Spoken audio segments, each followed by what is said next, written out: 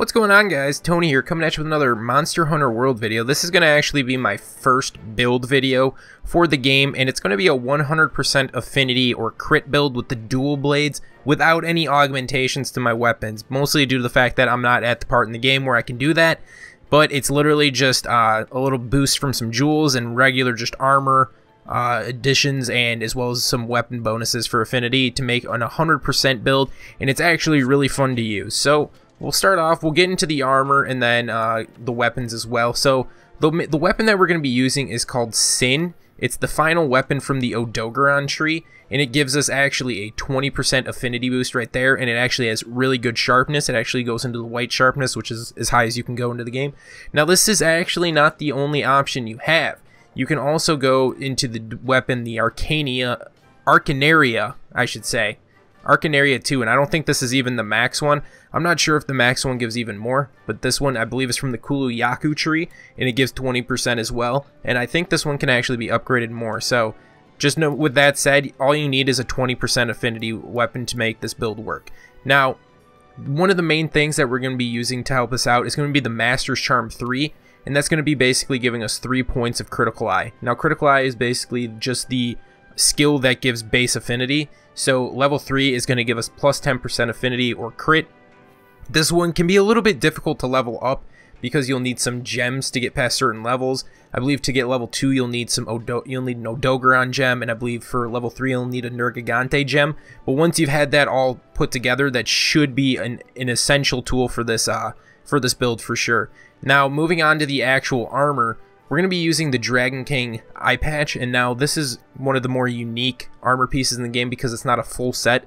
It is literally only this eye patch, and you get it, I think, from having like high commendations as well as immortal dragon scales, and I think like dragon vein crystals. You just need those 3 parts in order to make it, but it gives really good defense, and it gives, as you can see, weakness exploit 2, which is a great skill to combo with Critical Eye because weakness exploit gives attacks that hit weak spots increased affinity. So you can see level 2 already gives weak spots a 30% increased affinity. So just alone with that, it's going to be upping. If we just had that plus our weapon, that would be already just 50% affinity to weak spots. So then we're going to be using the Kulu-Yaku Mail, which is going to be giving us 1 more point of Critical Eye, as well as Stamina Surge, which is a pretty decent skill to have as well. Now, moving on as well, we have the Kaiser Van Braces, which is from the Teostra tree, and this is going to be giving us Weakness Exploit 1 to max it out to Weakness Exploit 3, so we get the full 50% affinity on weak spots. And then from there, we're going to be using the Odogaron Coil, which is going to be giving us 2 more points of Critical Eye, which is going to be putting us up to 6 points total, or Critical Eye 6 gives 25% affinity, and that would put us at 95% crit.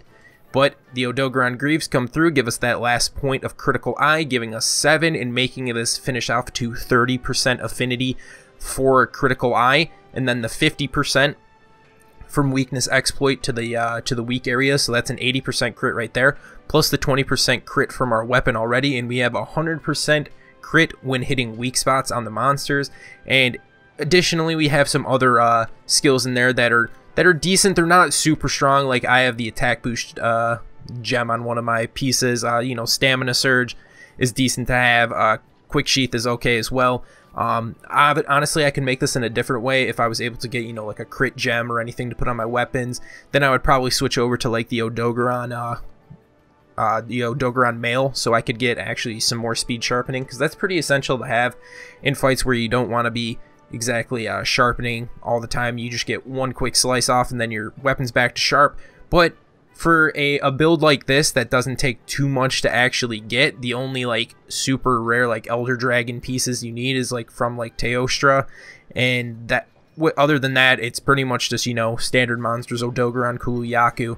So this is a really fun build to use. I'm going to actually just get into some gameplay, just showing off what the damage can do. And yeah, guys, let me know what you think of this build down in the comments below. I hope you do enjoy this. Let me know, again, if you want to see a different build or anything like this in the future. I'd be more than happy to make it. It doesn't have to be like super viable. It can be super troll or whatever, but hopefully you guys able to, you know, make this build yourself and try it out. And if you did, let me know as well in the comments, and I'll talk to you guys in the next one. Peace. Alright guys, so a little bit about the fight that we're going to be seeing today. It's going to be against a pink Rathian, as you can see from the start. I'm going to be just starting up, getting a few of my demon powders and hard shell powders off in the air to get myself a nice little buff before going in contact with the monster.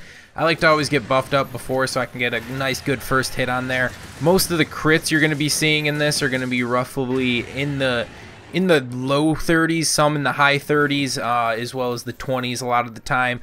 You can see some, I think, reach up to like 39. I'm not exactly sure if I hit a 40 in this one, but for the most time, you know, with dual blades being super fast attacking, if you're using your attack where you use both circle and triangle at the same time, that throws off, you know, almost like 15 attacks, and you're doing about 35 damage each attack. You're going to be putting out significant damage, so the fight with the pink Rathian is not too difficult. I mess up a few times, you know, a lot of the times I go a little too ham with the dual blades and I end up missing a few of my attacks and not playing super optimal, and I get a little spammy sometimes, but you know, if you just bring out something, you know, like flash pods against the flying monsters, with this build you will be really easy to like take off any severable parts or break any parts. As you can see, it doesn't really take too much damage from myself onto the tail to actually take it off from this monster, but like I said, the fight's nothing crazy, but it is a real good demonstration of showing, you know, the crit on this build, hitting all the different weak spots. We're going to be seeing, you know, the yellow numbers popping up everywhere, meaning that we're hitting crits. So this whole fight is a pretty nice one. So just wanted to throw this little precursor in before. Like I said, I hope you guys enjoy. I'm also rocking to the Coral Cheerbongo, or whatever you can call it, Coral Orchestra from the Palico, which makes my you know, defenses, offense buffs a little stronger and negates stuns, paralysis, like that. Just helps you out overall, and I think that's one of the best Palico tools to use. So like I said, hope you guys enjoy this build, hope you enjoy the fight, and with that said guys, I'm gonna see you in the next one. Peace.